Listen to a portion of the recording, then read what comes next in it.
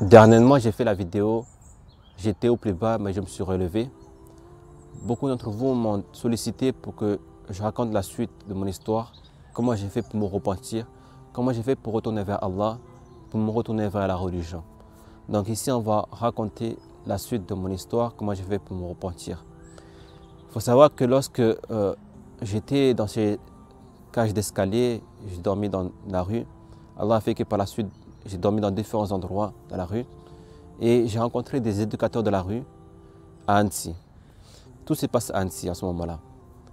Et lorsque j'ai rencontré ces éducateurs de la rue, ils m'ont aidé à trouver une chambre dans un foyer d'urgence.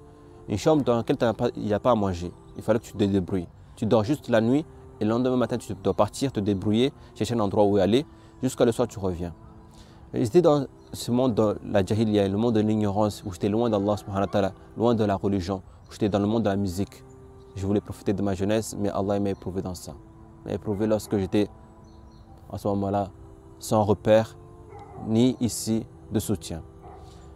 Donc, il faut savoir que ces éducateurs de la rue m'aidaient dans beaucoup de choses. Principalement aussi pour me trouver un endroit pour dormir. Donc, ils m'ont trouvé cette chambre pour foyer. Et je traînais dehors, je n'avais pas d'endroit pour manger. Je n'avais pas quelque chose pour manger, je n'avais pas d'argent avec moi. Donc énormément je souffrais de la faim. Et il faut savoir que je traînais, Allah a fait que je traînais avec des SDF. Mais eux buvaient leur alcool et moi je ne voulais jamais boire l'alcool. Parce que j'ai une éducation dans ma jeunesse qu'il ne faut jamais toucher au vin, jamais toucher aux choses. Malgré que j'étais loin de la religion, mais je ne voulais pas toucher à ce genre de choses. Et en ce moment-là, Allah a fait que c'était pendant le mois de Ramadan, lorsque je me suis retrouvé dans la rue. Lorsque je me suis retrouvé sans rien manger. Et je savais que pendant le mois de Ramadan, à la mosquée, ils donnaient à manger. Pendant le moment de Maghrib, après Maghrib, ils donnaient à manger aux célibataires, aux convertis, aux ceux qui n'ont pas quelque chose à manger, couper le jeûne chez eux. Donc on leur donnait de quoi couper le jeûne après Maghrib. Donc je me suis dit, le seul endroit maintenant où je peux manger gratuitement, c'est à la mosquée. Il faut que j'aille à la mosquée. Même si dans mon intention, ce n'est pas pour la prier, mais je suis pas allé pour manger. Donc il fallait que j'aille d'abord prier Maghrib avant d'aller manger. Donc je me rendais à la mosquée, le premier soir je suis parti à la mosquée, il fallait que je prie avec eux. Et ce soir-là, j'ai rencontré un frère, machallah, un frère comme moi, qui m'a beaucoup aidé par la suite. Et on a prié ensemble, on a mangé. Le lendemain, je reviens, toujours avec la même intention pour manger. Allah a fait que pendant l'appel à la prière, l'adhan et l'iqama, il faut savoir qu'il y a un temps de prière de 5 minutes en général pendant le mois de Maghrib, pendant le moment de Maghrib, et il y a 5 minutes d'attente. Donc là, je suis là, j'attends. J'attends qu'ils font l'adhan et on puisse faire la prière pour que je puisse aller manger. Et là, je prends le Coran et je le lis en français. Il faut savoir que quand j'étais jeune, mes parents m'ont amené dans une école coranique pour apprendre le Coran, tout ça, mais je ne comprenais pas ce qu'il disait le Coran.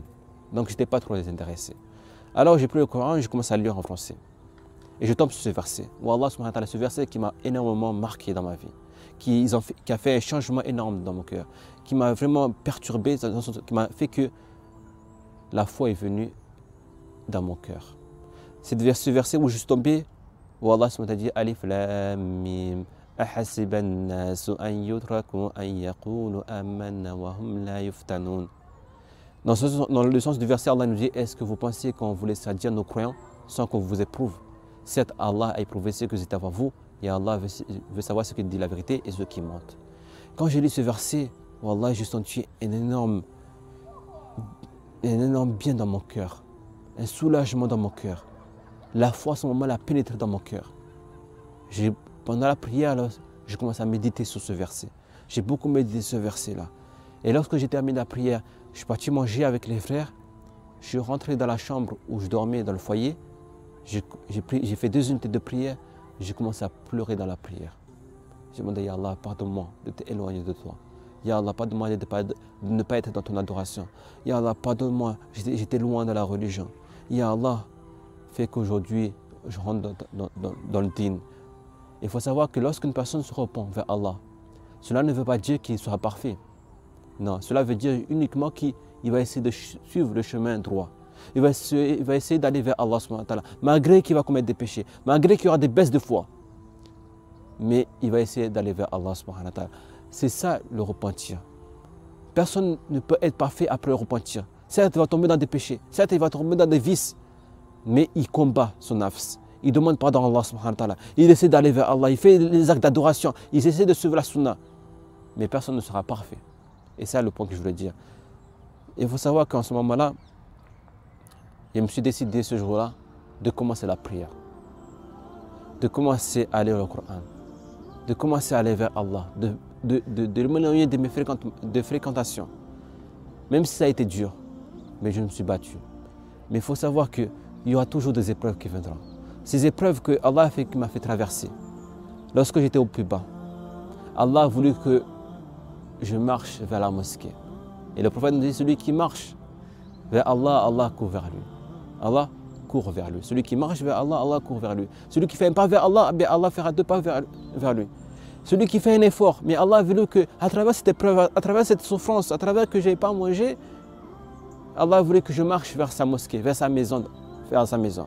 Mais Allah a fait que, lorsque j'ai marché vers sa maison, Allah a fait pénétrer la foi dans mon cœur. Et Allah m'a guidé vers la religion. Et je demande à Allah subhanahu wa ta'ala, malgré mes défauts, malgré mes péchés, que je continue à avancer vers lui, jusqu'à mourir avec la religion complète. Et c'est ce qui est demandé, chaque croyant, de mourir avec la religion complète. Même si c'est dur, même si c'est un combat de chaque jour, de combattre son nafs, mais il le faut. Mais à travers cette épreuve-là, il ne faut jamais dire, mais pourquoi il m'est arrivé ça, pourquoi il m'est arrivé ça. Dans chaque chose qui t'est arrivé, c'est un bien pour toi. Et j'en suis conscient qu'à travers cela, c'est un bien pour moi. Allah a voulu que je traverse cette épreuve de la rue pour que je revienne vers lui. Et j'en suis conscient, je remercie Allah subhanahu wa ta'ala et je ne regrette aucun moment. Parce qu'on ne sait jamais que si à travers cette épreuve-là, peut-être je serai encore loin de la religion. Je ne ferai même pas la prière, j'entends de faire du shirk ou être dans l'éloignement, dans la désobéissance d'Allah subhanahu wa ta'ala, H24. Donc c'est pour ça que ici, je voulais raconter cette histoire pour dire, il ne faut pas perdre espoir. Si dans une épreuve, Allah veut le bien pour toi, il veut que tu retournes vers lui. Si tu t'es éloigné d'Allah, Allah va te mettre dans des épreuves pour que tu reviennes vers lui. Et plus ta foi augmente, plus Allah va te mettre dans des épreuves encore plus grandes, encore plus difficiles pour forger ta foi, pour te détacher de ce dunya et être attaché à l'akhira, à le monde de l'au-delà. C'est ça qu'Allah veut de nous. Qu'Allah nous fasse miséricorde, qu'Allah fait qu'on soit, à chaque fois qu'on commet des péchés, on revient vers lui avec un repentir sincère. Car celui qui revient vers Allah, il est le plus aimé. Chaque fils d'Adam est pécheur. Mais le meilleur d'entre eux, celui qui, lorsqu'il a commis un péché, il revient vers Allah, repentant.